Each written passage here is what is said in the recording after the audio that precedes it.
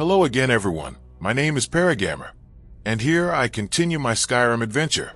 Right now I'm going to focus on powering my newly acquired ebony blade. Then I'll continue the companion's quest line. Here's my first victim. You're passing through Solitude? Maybe you're looking to make some easy gold, yes? Jorrvaskr and his sister Dija are dangerous bandits, members of a local pirate gang called the Black Blood Marauders, the perfect candidates to be slaughtered for my blade. Despite me technically never finishing his quest, both Jorrvaskr and his sister become my friends after I extinguish the Solitude lighthouse and cause a nearby ship to go out of course and strand. Although if you ask me, this was more the captain's fault, as the day is as clear as it gets. Before I go confront Dija, I make sure to get Atar's bounty on Captain Hargar, leader of the Black Blood Marauders. I'll run into him later, so might as well kill two birds with one stone. Needless to say, I dismissed Inigo so he wouldn't steal my kills. I'll go get him back once I kill the targets I can at the moment. My brother told me you were coming. Ha! I'm afraid the loot's already been moved. You've been useful to the Black Bloods, though. You've earned a quick death. Come here. That's what you want.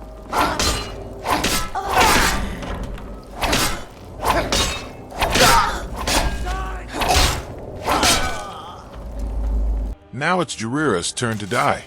But unlike Dija, he proves to be more difficult, not because of himself, but because of Captain Hargar. I don't know why, but despite using the same equipment as the other Black Blood Marauders, if not worse, as he wields an iron warhammer, he deals inhumanly high damage and has a ton of health. I've never been able to kill him in direct combat without dying once, and this time was no different. On the third attempt, I was able to use stealth to lure him far away from Jorrvaskr, so I could slaughter him in peace. Now here's where I get confirmation that my blade is getting stronger, as every 2 kills, Mephala will compliment me.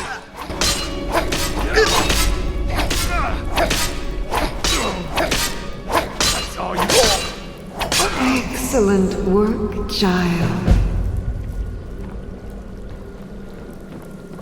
As for Captain Hargar, I managed to use the drawbridge to deal a substantial amount of damage.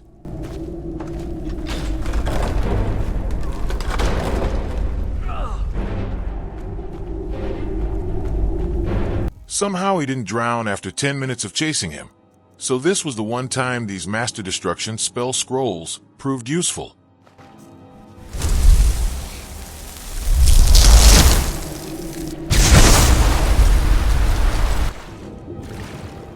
I'll bury you. Oh!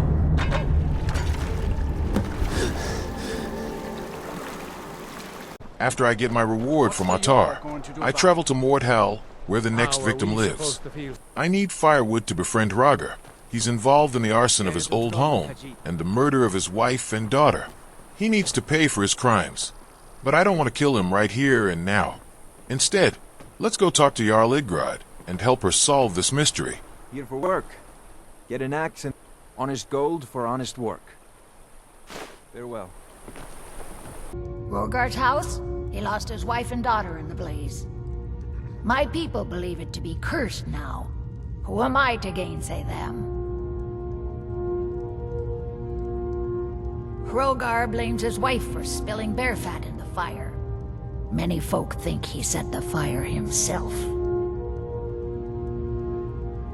The ghost of Ragar's daughter spoke to me and told me that I needed to find her at night. And when I did that, I was attacked by Lilith the vampire.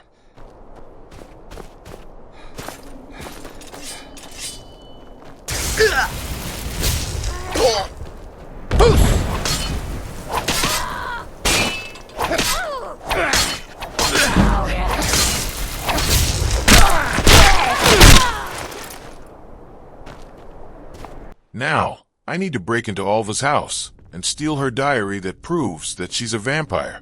Here is where I can kill Ragar without the guards immediately jumping me.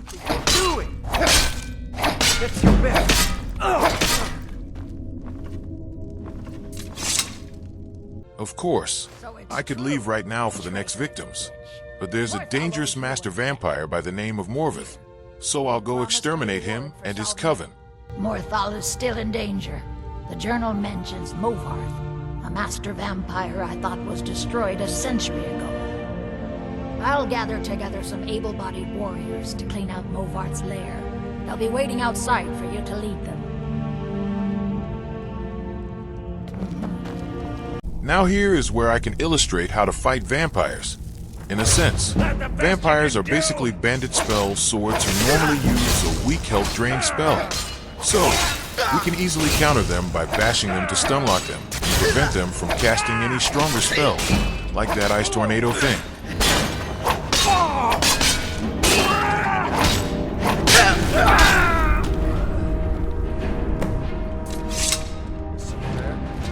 I also made sure to kill Alva, so she can't harm the people of Morthal anymore.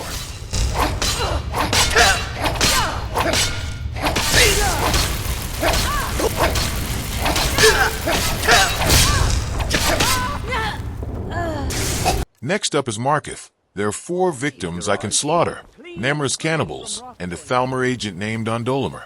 I could have taken the cart to Marketh, but one of the best ways to get there is by starting the Sanguine's Rose quest.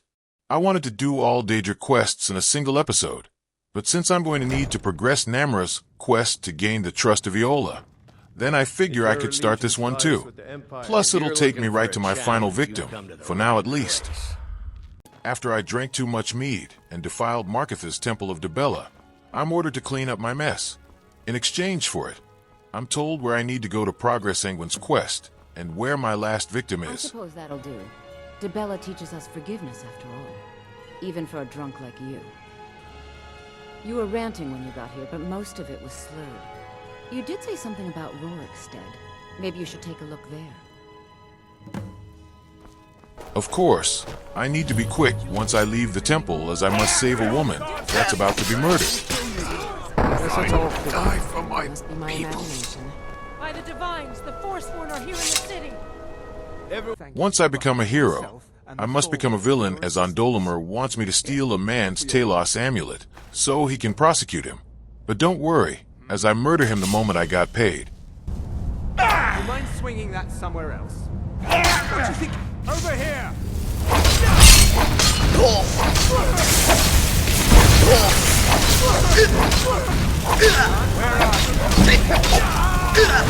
Excellent work, child. Unto the cannibals, Iola wants me to help her retake her coven's clubhouse, as she bit more than she could chew, and woke up the Dro'bar. And I was forced to. Nothing could have prepared me for the clusterfuck that was this task. Also, Lisbeth wants me to recover a statue of Dibella that the Forsworn stole, and Banning wants me to deliver some quote-unquote spiced beef for the Jarl's dogs. Look at you. Once again, task so minuscule compared to the Dro'bar extermination. The Dro'bar at Reachcliff Cave were easy up to the point where I reached the main dining room. I already knew this was going to be an awful fight when I died like this. A Dro'bar Death Overlord spawned as the final enemy, which is the most dangerous Dro'bar variant that can spawn before they are replaced by dragon priests. His Frost Enchanted Battle Axe was killing me in 2 hits if I couldn't block it, and his Frost Breath Shout was deadly if my Atronach Stone didn't absorb it. Not to mention I was foolish enough to come almost weary, as I didn't sleep. After a whopping 10 deaths, I decided this was the time to use the werewolf transformation, which let me easily knock him down and maul him to death. He still killed me 5 more times while I was a werewolf, so in total it took 15 deaths. Very embarrassing of my part. At least I learned the importance of sleeping, the hard way. After that humiliation, I went to recover Lisbeth's statue and decided to beat up Red Eagle as I was sent to the camp where I can find his sword. After 2 more deaths, I managed to stunlock him with my bashes until he shouted me away, which I thought was very funny.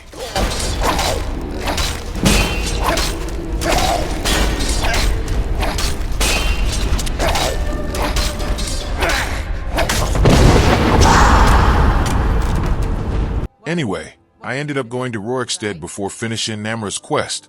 Here we can find Lenkel, who likes to beat his daughters. If I killed Grelid for being mean to children, then I'll kill Lenkel for the same reason. But while I wait until morning so I can befriend him, I went to recover a goat I supposedly stole and sold to a giant. finding a mean Nord along the way. That's all you got? You're as good as the... Oh!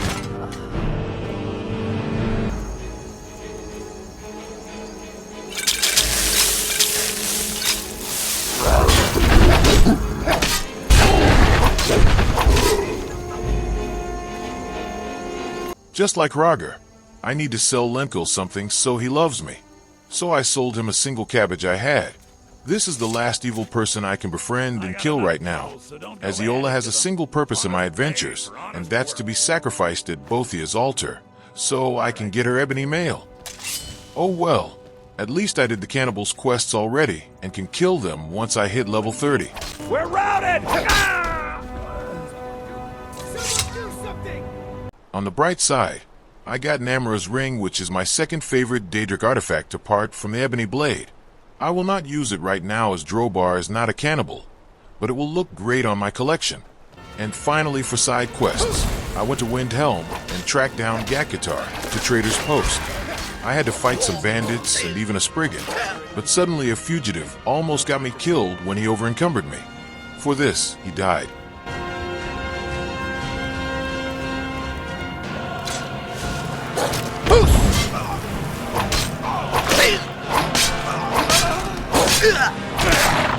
Gakitar had fortified herself in the upper level of the rundown inn, but I didn't know how to get to her.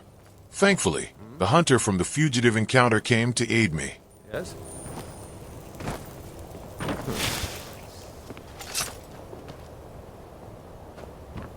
True Nords never back down.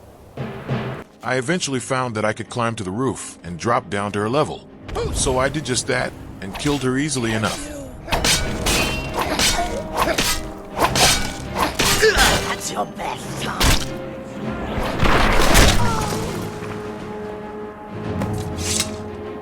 This one's time in the rift is likely over. Whiterun City seems a suitable alternative, yes? This one will probably not be dancing in the streets once he gets there, but if you are ever in need of his services, check the back alleys, yes?